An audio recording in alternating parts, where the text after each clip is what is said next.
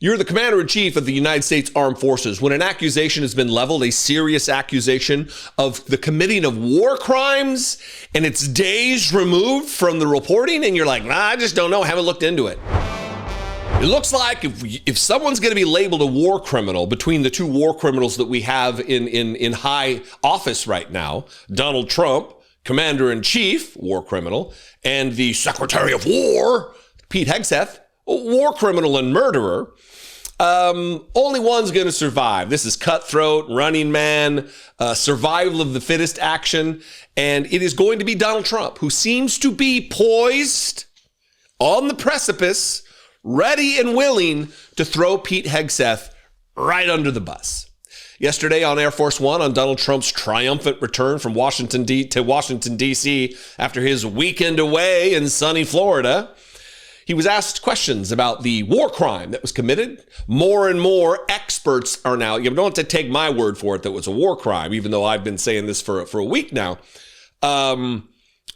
Military lawyers and combat experts, active duty, former military are all saying this is a war crime. If two people clung to life on a burning ship, not in any position to fight back, and they were killed by a second strike, that's a war crime. That is murder. And asked about this on Air Force One, Donald Trump all of a sudden isn't an all-knowing commander-in-chief. He's not calling the shots and pulling the levers. No. Now he's like, I just don't know. But Pete says this, I wouldn't have done this, but Pete says, effectively distancing himself from Pete Hegseth. And I predict soon we'll be throwing him the fuck under the bus. Watch Donald Trump on Air Force One. Can you talk a little bit about the strikes and the controversy around Secretary of Defense Pete Hegseth? I don't know anything about it. He said he did not say that, and I believe him. So you don't know if there was the second strike to kill the two men? He said he didn't do it. He said he never said it. Would you be okay with that if he did? He said he didn't do it, so I don't have to make that decision. Look, the I don't know anything about it excuse just doesn't fly anymore. You're the commander-in-chief of the United States Armed Forces. When an accusation has been leveled, a serious accusation of the committing of war crimes, and it's days removed from the reporting, and you're like, nah, I just don't know, haven't looked into it. Not that serious, don't know. But Pete said this, Pete said that, I don't know. I wouldn't have done a second strike. It seems problematic, does it not? The other odd thing, and they wouldn't have known because this was Donald Trump on his way back. It's not like they're in direct communication while Donald Trump is in the middle of a gaggle. But Donald Trump's surrogates were sent out all across the spectrum of news outlets over the weekend. And chief among them, I don't know why, they're constantly going to Markwayne Mullin from Oklahoma, dumbest of the dumb guys. But he had something very curious to say about the use of the military abroad and at home. There's this talk about lethality constantly coming out of the mouth of the credibly accused rapist of women, Pete Hegseth. And it's about lethality, maximizing lethality in our force. And we need to combatize or whatever, all these little Pete-isms and Hegseth-isms that he wants to normalize among our military and the Department of Defense. And Mark Mullin, again, another guy who never served at all, but apparently colors himself some kind of a military expert, is waxing about how lethality will be brought abroad, home and abroad. The United States military will bring their lethal force of sending rounds down range and ending the lives of combatants, will bring that lethality here, inside the borders of the United States of America.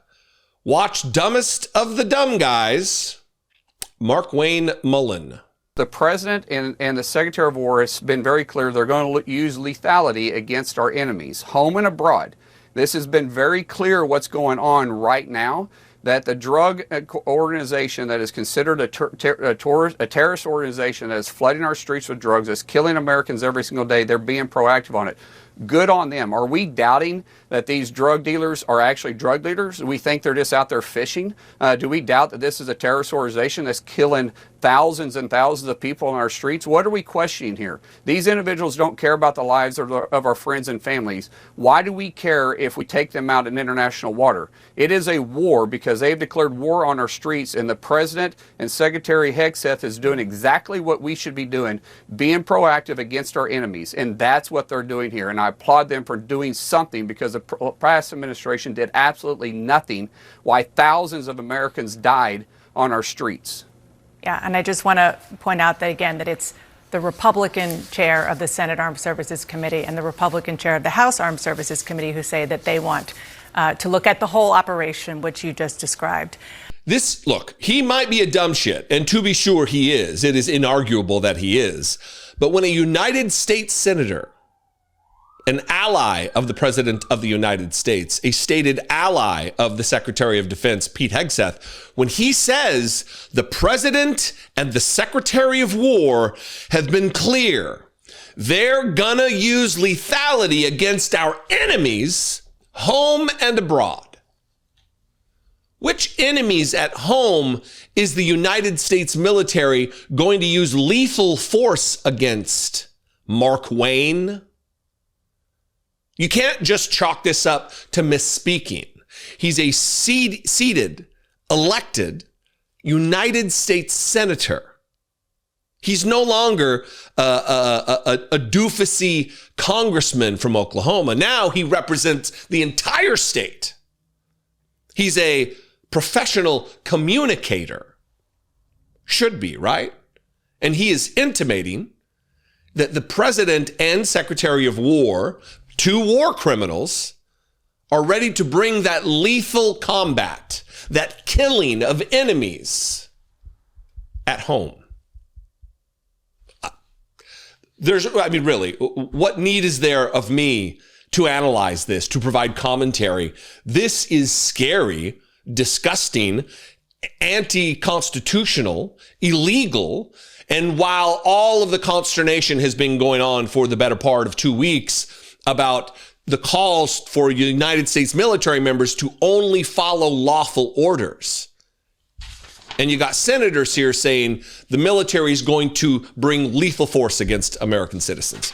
What do you think? Again, I don't need to make comments on this. We can leave this to everybody else here. It's pretty self-evident.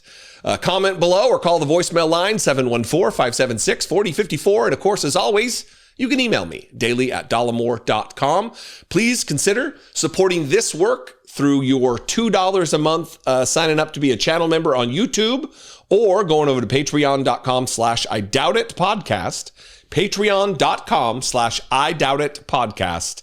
And same deal, $2 a month. You can support this work, help independent media thrive and grow, and fight back against the evil cabal of powers of corporate media. I'm not making a joke, but kind of. Anyway, I love and appreciate you very much, and I will see you next time. Until then, be genuine. Take care of one another.